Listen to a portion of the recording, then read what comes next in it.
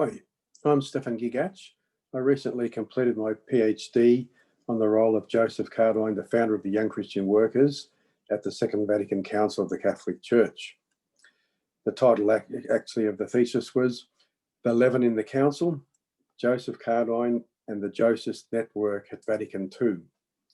The Jocist Network being the network of bishops, priests and lay people who had experience of the Young Christian Workers movement and other specialised Catholic action movements who worked closely with Cardijn over the course of the council. This blog aims to follow their work over the course of the council, beginning with the work of the preparatory commissions, which were appointed in mid-1960 and for which the first plenary sessions were held in November 1960. I start with the preparatory period because, as always, Cardijn gave great emphasis to the preparation for the council.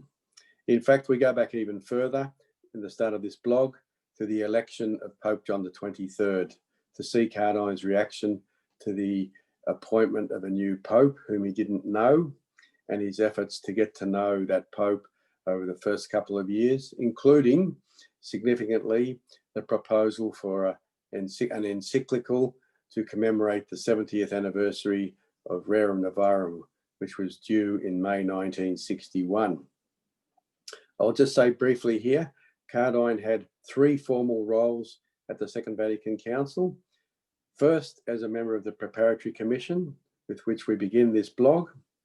Secondly, as a peritus from the second session of the Council in 1963, or actually in the interim period between the first and the second sessions.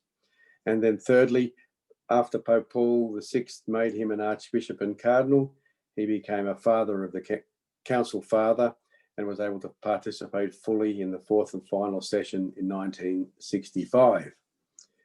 In addition to that, he published his conciliar book.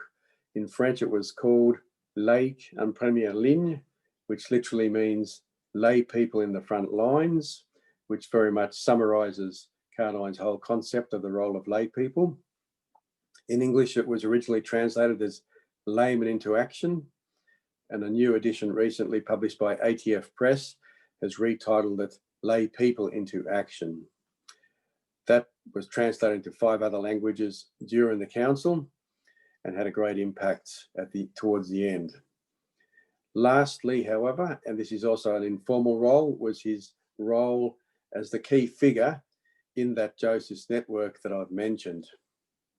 At Vatican II, there were 100 bishops who actually had direct experience of the Young Christian Workers movement, either as local chaplains or as national chaplains, or through promoting it as seminary professors, and eventually as bishops, becoming responsible for the lay apostolate in their own diocese. And in addition to that 100 that had direct experience of the Young Christian Workers, there were at least another 100 who had been involved with other specialized Catholic actions movements, including the Young Christian Students, the Christian worker movements, corresponding farmers movements, intellectual movements, and the like.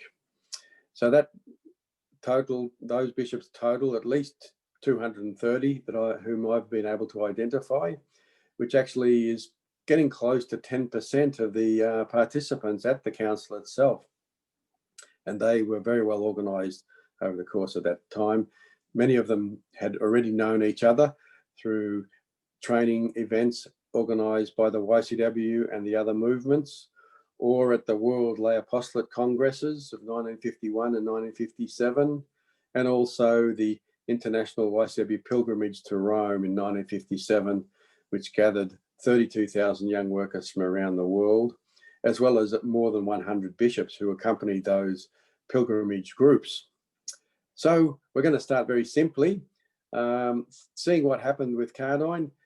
I plan to follow this up with some more further short videos that will kind of summarize what's happening to Cardijn as he goes along and the battles he's going to face over the course. I invite you to join me over the coming weeks and years. Thanks very much.